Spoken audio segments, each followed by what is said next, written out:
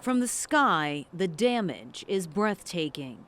Nearly half of this million-square-foot Amazon delivery center in Edwardsville, Illinois, sawed in half, completely flattened. On the ground, cleanup crews worked to clear away the shredded remains.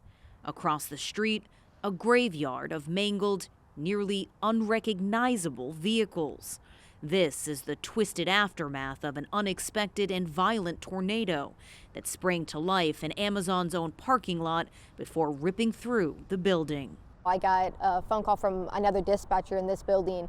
He was in that safety shelter area. I asked him if he knew any details at that point, and they said all that they know. It had just happened. The whole south half of the building, the ceiling had collapsed and the wall had fallen down, and that they knew of one injury at that time.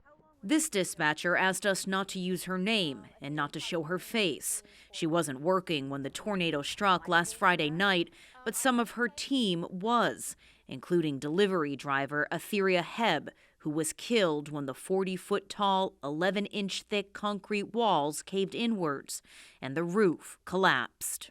She was definitely one of those drivers where anybody who came into contact with her just absolutely loved her, very funny.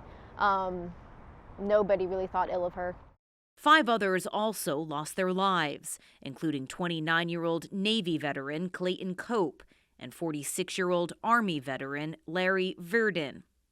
45 workers were eventually rescued from the rubble. The ones that made it out alive were sheltering in a safe area in this part of the building here behind me. According to workers, they were warned of a possible tornado. But the tragedy has raised questions about Amazon's policies. The company is known to ban mobile phones in the work area. The rules were temporarily loosened during the pandemic, but according to Bloomberg, the policy is now being gradually reintroduced.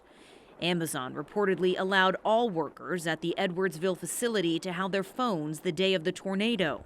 Meanwhile, federal regulators have launched an investigation into the collapse to see if any structural issues facilitated the building's disintegration.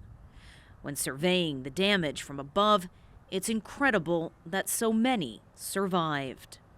Tony Waterman, CGTN, Edwardsville, Illinois.